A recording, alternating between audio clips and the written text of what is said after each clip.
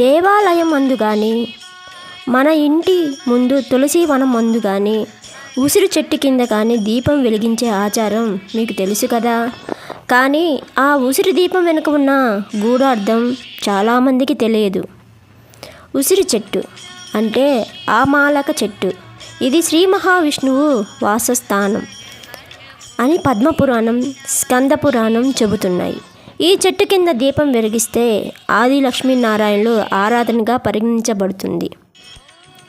శాస్త్రాల ప్రకారం కార్తీక మాసంలో ఉసిరి చెట్టు కింద దీపం వెలిగించటం వల్ల 7 జన్మల పాపాలు కరిగిపోతాయి, పితృదోషాలు తొలగిపోతాయి, కుటుంబంలో ఐశ్వర్యం నిలుస్తుంది, భార్యాభర్తల మధ్య ప్రేమ స్థిరమవుతుంది. ఉసిరి దీపం ఎందుకు అంత శక్తివంతమైందో తెలుసా? ఎందుకంటే ఈ చెట్టులో శ్రీ మహావిష్ణువు, మహాలక్ష్మి, తులసీదేవి, పార్వతి, కార్తికేయుడు, ఇంద్రుడు నివసిస్తారని శాస్త్రాలు చెబుతున్నాయి. ఉసిరి దీపం వెలిగించిన వారి ఇంట్లో అగ్నితత్వం సమతుల్యం అవుతుంది. దాంతో నెగిటివ్ ఎనర్జీలు కరిగిపోతాయి. ఆశీర్వాద రూపంగా సంతోషం, ఆరోగ్యం, ఆర్థిక వృద్ధి వస్తాయి.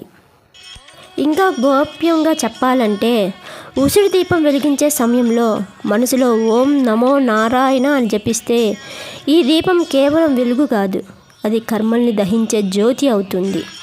కాబట్టి ప్రతి కార్తీక మాసంలో కాక ప్రతి గురు పౌర్ణమి గురువారం రోజున ఉసిరి దీపం వెలిగించండి. ఇది కేవలం ఆచారం కాదు, అది దైవ సంపదకు తాళం చెవి. ఉసిరి దీప రహస్యం ఇది ఎవరికీ తెలియదు. కానీ గురువారం రోజు వరకు ప్రతి గురువారం ఉసిరి దీపం వెలిగించండి. మీకు ఆర్థిక సమస్యలు అంటూ మీ ఇంట్లో దరిచేరవు. ఓం లక్ష్మీనారాయణ అనే మంత్రాన్ని జపించండి 108 సార్లు.